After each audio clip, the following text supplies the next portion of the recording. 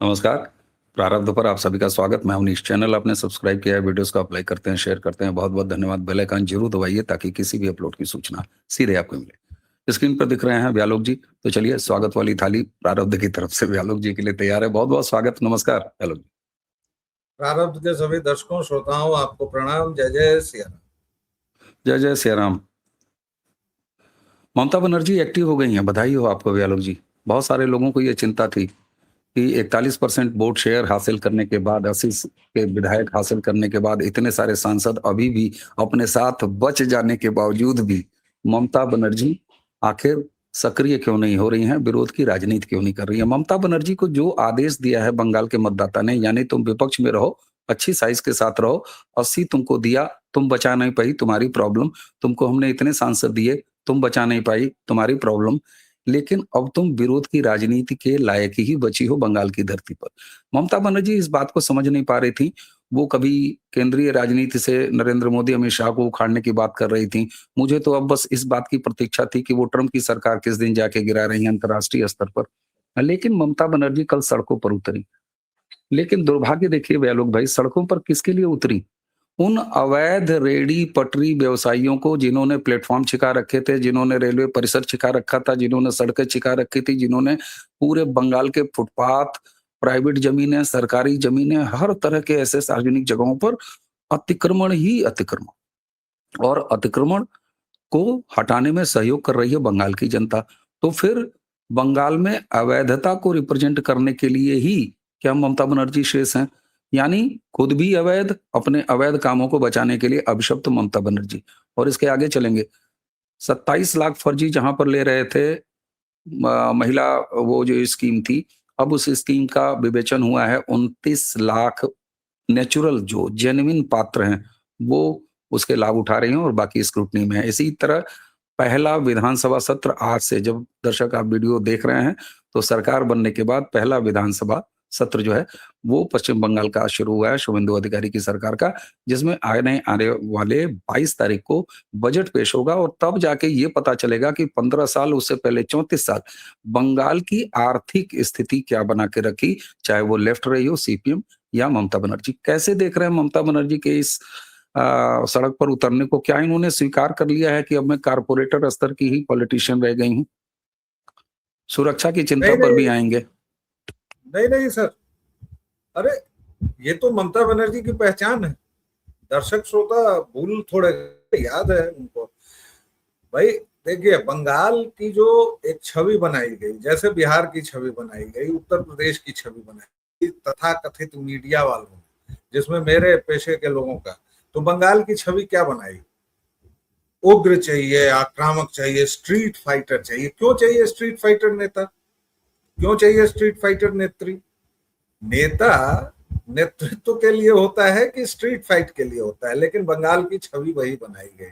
और देखिए कि उस छवि के मुताबिक ढल कर ही शुभेंदु अधिकारी भी उसी तरह लड़े। हालांकि उन्होंने ममता की तरह बदफेलियां नहीं की, बदतमीजियां नहीं की।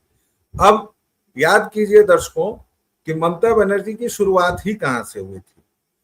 70 के दशक में जब भी, यानी जयप्रकाश नारायण की कार पर ये कूदी थी। और ये किनको बचाए रही? ये घुसपैठियों के लिए ही खड़ी होंगी, क्योंकि वही इनके वोट। ये अवैध कब्जाधारियों के लिए ही खड़ी होंगी। फुटपाथ किन्होंने बसाया था? भाई, जिसका भतीजा पूरे फुटबॉल स्टेडियम पर कब्जा करके एक पूरा स्ट्रक्चर खड़ा कर ले रहा है, वह व्यक्ति क्या फुटपाथ? रेलवे स्टेशन आपने हमने देखा है ना, हम लोग तो बंगाल गए थे। अब एक बार फिर बंगाल चलेंगे, जब वहां सफाई अभियान चल रहा है। कोलकाता के घाट हमने देखे थे, हावड़ा का हाल देखा था, किस तरह वहां के घाटों पर गंदगी थी। वहां लग नहीं रहा था कि वो हुगली यानी गंगा है। और वहां पर अग्निमित्रा पॉल अब सफाई अभियान करवा रही हैं। वहां पर बीजेपी के नेता सफाई अभियान कर रहे हैं। हो सकता है यह सांकेतिक हो, क्योंकि हम भारतीय अमूमन गंदगी फैलाने में, हो सकता है ये सब कुछ राजनीति हो, लेकिन ऐसी राजनीति भली है। और ममता बनर्जी वही राजनीति करती हैं। ममता बनर्जी के वो वोटर्स हैं। दिक्कत की बात क्या है कि ममता बनर्जी का दिमागी तवाजुन बिगड़ गया है। वह अपने होश में नहीं है। उनको पता नहीं है कि अगला चुनाव 5 साल बाद होने वाला है। तो ये नाटक नौटंकी वो अगर 5 साल लगातार कर पाए, जो अब मुझे नहीं लगता है, उनकी उम्र देखते हुए, उनके स्वास्थ्य को देखते हुए, और जिस तरह से कानून का शिकंजा उन पर कस रहा है, उनके भतीजे पर कस रहा है, क्या पता कब लाल घर चली जाए। लाल घर जेल को कहते हैं, दर्शकों श्रोताओं जो लोग नहीं जानते हैं उनके लिए बता दूं। तो कानूनी शिकंजा कस रहा है। अगला चुनाव 5 साल पहले है, आपकी पार्टी टुकड़ों टुकड़ों में हो चुकी है और आप इन अवैध लोगों के लिए ये कर रही हैं। बंगाल के 5 स्टेशन, कोलकाता के छोड़िए बाकी जगहों की बात, हावड़ा हो या फिर सियालदह हो, आप उतरते थे और आप देखते थे कि ये क्या चल रहा है। मतलब रेलवे स्टेशन होता है, जबकि पूरे देश में भाई देखिए रेलवे की बाकी चीजों पर आप कुछ भी कह लें, लेकिन साफ सफाई, प्लेटफॉर्म्स की सफाई और तमाम चीजों पर, या फिर स्केलेटर निर्माण हो या जो भी, बिहार के छोटे छोटे स्टेशन पर लग गए हैं। इन चीजों में रेलवे ने जो सुधार किए हैं। आप कोलकाता करते थे और आप देखते थे कि हावड़ा में इतनी गंदगी, सियालदह में इतनी गंदगी, बर्दवान में इतनी गंदगी। तो वो जो कीड़ा है, ये लोग गरीबों गुरबों के नाम पर, ममता की लेगेसी क्या रही? ममता की लेगेसी रही, वो सीपीएम से लड़ी, वो कांग्रेस से लड़ी, वो उनकी लेगेसी है गरीब गुरबों के नाम पर 3 चीजें करना। अतिक्रमण को बढ़ाओ, गरीबी को बरकरार रखो, कभी उन गरीबों को बाहर मत निकालो गरीबी के दलदल से, क्योंकि वो बाहर निकलेंगे तो फिर तुम्हारे पास सड़कों पर उतरने वाली भीड़ कहाँ रहेगी। जी। अच्छा, कहीं ऐसा तो नहीं है कि शुरुआत में हारने के बाद जो है वो ममता बनर्जी लगातार केंद्र की राजनीति में अपनी एंट्री बताते रही, बड़ा प्रयास भी उन्होंने कहा किया, हम लोगों को भी जानकारी दिया उन्होंने, मतलब हम लोगों को, जनता को भी जानकारी दिया कि सोनिया ने हमको फोन किया, राहुल ने हमको फोन किया, और देखो देखो हमको जो है केजरीवाल ने भी फोन किया, तेजस्वी ने भी फोन किया, अखिलेश तो हमारे पास चले ही आए। मतलब कुल मिला के ऐसे लग रहा था कि अब वो केंद्र की राजनीति में सो कॉल्ड इंडी अलायंस या विपक्षी एकता का एक चेहरा बनेंगी। राहुल गांधी ने वहां भाजी मार दी, लंगड़ी मार दी कि भाई मैं नहीं तो कौन रे, ये कह के बोल दिया। तो कहीं ऐसा तो नहीं है कि केंद्रीय राजनीति से इनको स्पेस नहीं मिला, इसलिए उन्होंने कहा यार करने को कुछ तो करें, चलो आओ इधर पटरी और इधर ही सड़क पर उतरते हैं। केंद्रीय राजनीति में इनको स्वीकारा नहीं गया विपक्ष द्वारा, या उनको गुंजाइश नजर नहीं आई, इसलिए वापस जो है शुभेंदु के पास चली आई, पहली चीज। और दूसरी चीज मुझे बताइएगा कि हम और आप लगातार बंगाल को फॉलो करते हुए, मैं एक बात कहता हूं और वो सही भी है कि बंगाल जब भी किसी नई पार्टी को, नई युति को मौका देता है तो 5 साल के लिए नहीं देता। मिनिमम मौका उसने अगर दिया तो ममता को 15 साल का दिया। तो क्या ये बात ममता नहीं जानती कि बंगाल किस तरीके से मैंडेट देता है? तो अगले 15, 20 साल, 25 साल, 30 साल तो वहां पर कोई स्थान ही नहीं है। सीधी सी बात है भाई। मैं 30 साल इसलिए कह रहा हूँ कि 34 अगर लेफ्ट है तो 35 सीपीएम के जगह भारतीय जनता पार्टी का इसको क्यों नहीं हो सकता बंगाल में? भाई 34 साल राज करके गई है ना। तो ममता बनर्जी इस स्थिति का आकलन क्यों नहीं कर पा रही हैं, और क्या उन्हें केंद्रीय विपक्ष में राहुल गांधी ने लात मार दिया? राहुल गांधी हरेक उस क्षेत्रीय दल को लात मार रहे हैं जो उनके हिसाब से खतरा है, वो आ रहे हैं सारी पार्टियों को, इसलिए इसमें तो कहीं कोई संदेह नहीं है। सोनिया से इनकी मुलाकात हुई, उस मुलाकात में सोनिया ने सीधे कहा कि आप जो मांग रही हैं वो नहीं मिलेगा, क्योंकि वो मांग रही थी कि बंगाल कांग्रेस अगर मर्जर होगा तो बंगाल कांग्रेस पूरी तरह से अभिषेक बनर्जी को दे दिया जाए, महासचिव बनाया जाए। महासचिव मतलब आप समझ रहे हैं, प्रियंका वाड्रा के बराबर का कद, और उसके बाद बंगाल में कोई इंटरफेरेंस नहीं होगा। सोनिया ने कहा कि आपको मातहत काम करना है, अब आप हमारे बराबरी की नहीं है। तो सोनिया को सच्चाई पता है, क्योंकि सोनिया अगर मैं कहूं तो माफियासों है, वो जानती हैं कि किसकी क्या औकात है, किसको किसके मुताबिक देना है। उतना राहुल भी नहीं जानते हैं, लेकिन राहुल ये बात जानते हैं कि जब तक क्षेत्रीय दल रहेंगे तब तक कांग्रेस नहीं उभर पाएगी, जब तक पूरे देश में भाजपा बनाम कांग्रेस ना हो जाए 5 साल में। और उसके बाद भी राहुल 60 साल के ही होंगे तो 10 साल और उनकी उम्मीद रहेगी। हालांकि भाजपा अभी 25 साल कहीं नहीं जा रही है, जैसा इन लोगों ने स्थितियां बना दी हैं। अब इस देश में सचमुच 2047 तक तो मुझे नहीं लग रहा है कि कहीं जा रही है। तो ये आपके पहले सवाल का जवाब हुआ। दूसरा, होता है कि ममता तो सब आकलन है, लेकिन एक होता है अहंकार से आंखों पर पर्दा पड़ जाना, दूसरा होता है नेगेटिव एनर्जी। जब आप में इतनी वावस्था हो जाती है ना, तो वो आप केवल और केवल नेगेटिव काम करते हैं। आप शुभेंदु अधिकारी के काम देखिए, उन्होंने हम लोगों को काम पर लगा दिया है। साहब इतने चुनाव हुए, हम लोगों ने इतने चुनाव देखे, किस राज्य के चुनाव के बाद आप रोज 2 वीडियो कर रहे हैं? कहीं नहीं हुआ था। और 4 मई के बाद आज 18 जून है, किस दिन प्रारब्ध पर बंगाल की चर्चा नहीं हुई? हर एक दिन हो रही है, क्योंकि वहां चीजें ही इतनी है। अब आज की मैं 3 से 4 घटनाएं बताऊं तो उस पर तो अलग से वीडियो बनने का मसाला है भाई। सबसे बड़ा काम इन्होंने क्या किया, ईस्टर्न फ्रंटियर राइफल्स को फिर से जीवित कर दिया। दशकों पुरानी, सदियों पुरानी एक व्यवस्था को, 1000 गोरखा सिपाहियों को ये कर दिया। अब आप गोरखालैंड में बकते रहिए, करते रहिए, वो तो पूरा आपका गया, पहले से ही भाजपा का है। अब तो उस पर मतलब सील बंद, मुहर पैक हो गई कि अब यहाँ किसी और दल का कुछ नहीं होगा। इसके अलावा पूर्व इनके जो मंत्री थे उदयन गुहा जी, उनको बिहार में गिरफ्तार कर लिया गया है। इसके अलावा मंत्री वगैरह जो हैं, भाजपा के बड़े नेता लोग जो हैं, वो लोग कहीं कोई दिनाजपुर घाट पहुंच जा रहा है, कोई कहीं पहुंच जा रहा है और सचमुच सफाई अभियान कर रहा है। वो फोटोशॉप नहीं हो रहा है, फोटो ऑप्स नहीं हो रहे हैं। तो शुभेंदु अधिकारी और कल के बजट सत्र के आज जो शुरू हो रहा है, जो विधानसभा का सत्र आपने कहा, इसमें जो घोषणाएं आएंगी उसके बाद कितनी और खबरें हम लोगों को मिलेंगी और उस पर बातचीत करनी होगी। और ममता बनर्जी क्या कर रही हैं? खिसियानी बिल्ली खंभा नोचे, भवानीपुर सीट को लेकर याचिका दायर कर रही हैं। अरे क्या मजाक है भाई। मतलब आप भवानीपुर सीट को लेकर याचिका, फिर स्ट्रीट वेंडर्स और तथाकथित स्ट्रीट वेंडर्स को भगाया तो नहीं गया, जिन लोगों ने अवैध अतिक्रमण किया था उनको हटाया गया। सबसे बड़ी बात समझने की ये है। और उससे वहां के जो लोकल्स हैं वो सबसे ज्यादा प्रसन्न है, क्योंकि ये इतने गिरे हुए लोग, इतने पतित, इतने नीच थे कि एक ठेले वाला जो लगाता था उससे भी 20 रुपया वसूलते थे टीएमसी वाले।